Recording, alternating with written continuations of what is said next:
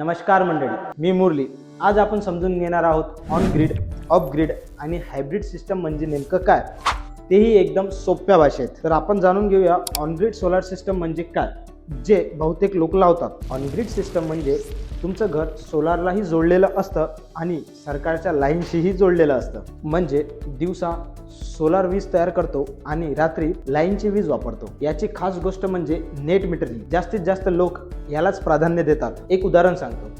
दिवसा तुम्ही जास्तीत जास्त युनिट तयार केले, पण पूर्ण यूज न करता त्यातील काही युनिट MSCBला जातात. त्यानंतर ते पॉईंट आपले क्रेडिटमध्ये जमा होतात आणि रात्री तुम्ही हेच वीज वापरली तर तेच युनिट तुम्हाला कमी होत जातात.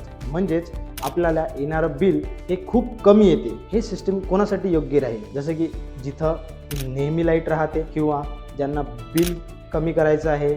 आणि महत्त्वाचं म्हणजे हा सर्व भाग शहरी भागात आपल्याला दिसून येतो. दुसरं सोलर सिस्टम म्हणजे ऑफग्रिड सोलर सिस्टम. हे लाईट नसलं तरीही चालतं. ऑफग्रिड म्हणजे लाईनशी कुठलंही कनेक्शन नाही, हे फक्त बॅटरीजवर चालतं. दिवसा सोलार वीज तयार करतं, आधी ते बॅटरीमध्ये जातं, त्यानंतर त्या बॅटरीवर आपलं संपूर्ण घर चालतं. लाईट गेली तरी काही फरक पडत नाही, कारण आपलं सिस्टम पूर्ण बॅकअप सिस्टम आहे. हे योग्य कोणासाठी, जिथे वारंवार लाईट जाते किंवा ज्यांना बॅकअपची आवश्यकता आहे. तिसरं आहे हायब्रिड सोलर सिस्टम. जरा महाग पण सर्वात भारी. हायब्रिड सिस्टम म्हणजे सर्वात स्मार्ट सिस्टम.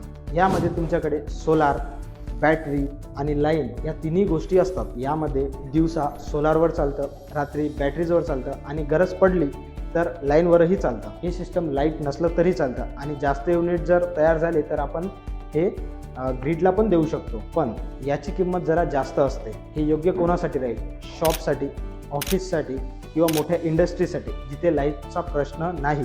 आता या 3 सिस्टमपैकी तुमच्या घरासाठी कोणतं सुटेबल आहे, कमेंट बॉक्समध्ये नक्की सांगा. मंडळी, मला आशा आहे की या तिन्ही सिस्टमचा फरक तुम्हाला सोप्या भाषेत समजला असेल.